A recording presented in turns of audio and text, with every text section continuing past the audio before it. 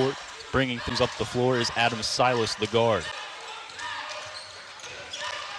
Silas quicks out to a right corner three. Oh, it's pure from Andrew Turco to begin things off. Yeah, Turco got a clean look.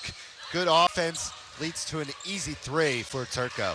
Turco, an elite shooter over at his former school, Drew University. Spent 4 years there before heading out to his father's team with head coach David Turco. The basket underneath is good for two from Danny Fleming. That's what Fleming does best, and they need him to have a good game against Garcia inside. Fleming had a tough three-point performance last game. 8 rebounds, however, in their 85-80 loss to the Gothic Knights.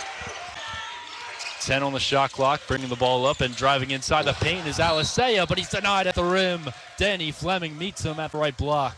Great block. Alisea looked like he had a clean look there in transition, and Fleming came out of nowhere, and great heads-up play to deny it at the rim. Chris McCarron, the junior from Riverton, New Jersey, had a chance on a shot at the top of the key, gives it off to the left corner for Khalif Mears. Swing pass all the way over to the right wing now for Bryson Williams. Williams taking it under the basket from the left side, now kicks out top of the key. Three from Fleming is blocked at the top of the key. Ball still loose. Khalif Mears comes on top of it. 5 on the shot clock. Second chance. Ball still free. And it goes to the Kane Cougars. Net is stripped away. Khalif Mears 2-on-1. And he's able to breeze past Christian Garcia. And there's the first bucket of the day for Khalif Mears. Yeah, that's his recipe for success in transition off a steal. And does it once again. Mears averaging 25.2 points per game. The pass once again stripped away by Khalif Mears. On the other end is Bryson Williams for Rowan. McCarron will slow things down. Back over to Khalif Mears, top of the key. 18 minutes, 4-3 Rowan here in this first half. Mears, size of dribble, takes the mid-range jumper, and it's off the right iron. Rebound goes for Andrew Turco.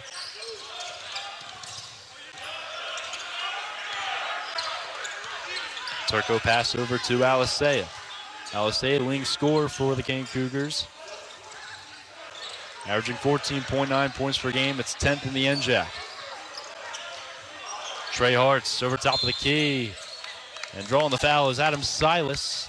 Got the basket to go, but won't go under on the floor. Yeah, and that's something to keep an eye on, too. That's Mears' first. He was trying to get out of the way there not to cause a foul, but ref got him on the ticky-tack reach call. And, you know, that's his first. Something to keep an eye on as this game persists. First foul on the Prof so far today. 17:22 left to go. First half. Hartz takes it over to Alisea. He's battling on that right block. He's jammed between two defenders. That's the top of the key for Hartz. Travel. And Hartz took too many steps on the gather. Good defense there by Rowan to cause that travel. He was planted at the top of the key, but couldn't get anything going. Turnover by the Cougars. Khalif Mears on the far side, bringing the ball up against Adam Silas. Mears, 8th in the nation, 25.2 points per game. A ferocious scorer. Last year, he was the 2nd in the nation in steals. But this year, he's top 10 in points per game, the senior. Yeah, doing it on both ends. Mears thinking three, now fakes it. Kicks it back out inside on the left block for Danny Fleming. Count the basket and the foul. Danny Fleming already now 4 points, and he's got one more chance at the stripe. Great job by Fleming there. You know, he got fouled, but stuck with it through contact, able to put that shot up and get the M1 opportunity, and we'll see if he's able to convert at the line. Danny Fleming, the senior from Haddonfield, New Jersey, also a transfer from Holy Family. But the difference between Canty and Fleming, who both played at Holy Family, they played separate years. Fleming came a year early. Free throw was no good from Fleming. 6-3 lead for Rowan. 16:39 left to go, first half. Over on the right corner is Turco. For Kane, Silas, excuse me. Silas taking it inside on Bryson Williams, and an N1 of their own for Kane. Back-to-back N1s by both teams, and a strong take there by Silas, and he'll try and connect at the charity stripe. One of the key things about head coach David Turco. He likes to attack the transfer portal. Adam Silas played at St. Rose College. He also played at Division I Wofford, who had a miraculous run a few years back in the NCAA tournament. Yeah. Free throw goes for Kane. It's 6-6. Both teams have a lot of transfers on their teams, like you were saying. 16-17 left first half. Deep three pull-up from the top of the key. Danny Fleming, no doubt. Yeah, left him open. Very deep three by Fleming and able to connect it with confidence. 9-6 Rowan, 16:05 first half. Turco now top of the key three. Can't trade a three this time. Rebound goes for Danny Fleming. McCarron, quick swing pass over to the far side for Bryson Williams. Out to the right corner three from Tyrese Myrick. And the Profs are starting to get hot from three. And welcome back to the top of the fourth inning. Rowan added 2 runs on 2 hits. And now lead 2-0 over the Kane Cougars, who held a strong lead into the 6th inning. Back in game 1, first pitch to Samantha Raymond is in for a called strike. It's 3-4-5 due up in the order for Kane. And we'll see here if McCutcheon can get a shutout inning after the offense just gave her 2 runs. Wave and a miss early there from Raymond. Last time Raymond was up back in the first, she struck out. Similar kind of approach. The off-speed has paid dividends for Emily McCutcheon so far.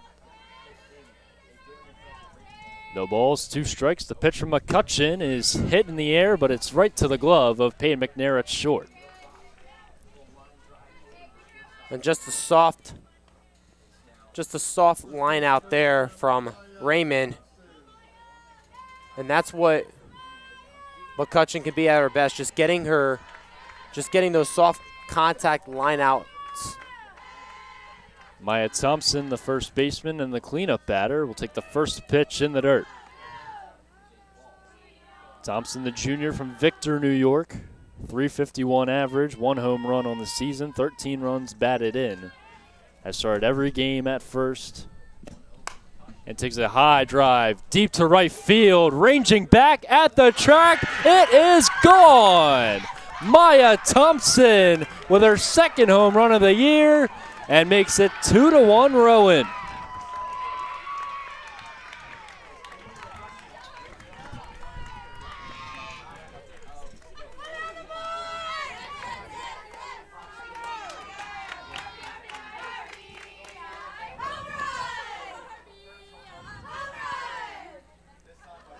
That's the first home run given up by McCutcheon this season and has condensed the lead for Rowan down to 1.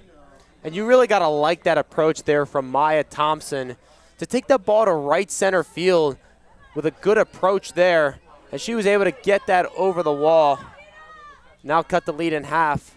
Malik first pitch was a half swing right to the glove. McCutcheon flipped it to first. A PFP for Emily McCutcheon. And there's 2 down. So immediately after the home run given up by McCutcheon, gets the first pitch swinging right to the glove of her and flips over to first. And that's going to be the question, how McCutcheon responds after giving up that home run to Thompson. Can she get these next couple outs and get herself out of this 4th inning? Hard grounder right to the glove of McNair. Will fire to first in time, but the damage has been done by the Cougars. They answer with the home run by Maya Thompson to cut the lead at 2-1. This is Rowan Athletics. We're heading to the bottom of the 4th here on YouTube. Rowan baseball hit the road this past weekend in 3 games against 2 ranked opponents, Kane and Penn State Harrisburg. Unfortunately, things didn't go as planned, as the Profs stopped all 3 matchups, extending the losing streak to 3 to close out the month of March. Rowan also played their first game in the month of April earlier today, losing to York College 9-3 to now give the Profs a 4-game losing streak. In Game 1 against Kane, Rowan trailed until the 5th inning when the Profs' bats came alive to tie the game at 2-2. However, Kane responded with a run in the bottom half and added 2 more, handing Rowan a 6-3 loss. Game 2 was a back-and-forth battle. Phil Sedalis put Rowan on the board early with a solo homer in the first, but Kane answered in the third. The Profs reclaimed the lead in the 6th with a 2-run double from Jason Morgan, making it 4-1. Kane responded with 3 runs in the bottom half and another in the 7th to go up 5-4. Morgan delivered again with an RBI single to tie the game at 5-5, sending it to extras. In the 10th, Kane walked it off with a single up the middle, sealing Rowan's second loss of the day. On Sunday, the Profs took on another ranked opponent, Penn State Harrisburg. Rowan struck first with a 1-0 lead after Brandon Davis reached on an error, scoring Sedalis. But the Nittany Lions took control with 6 runs in the 3rd and a massive 8-run 7th. The Profs made a late push with 6 runs in the 9th, including a grand slam from Marco Menino, but it wasn't enough as Rowan fell 18-12. After 4 straight road games, the Profs return home for a home-and-home doubleheader this Thursday and Friday. Game 1 will be in Glassboro at 3:30 p.m. with free hot dogs for fans, and Game 2 will be in Galloway on Friday, which is also at 3:30 p.m. For All Access with the Profs, I'm Connor McAndrew.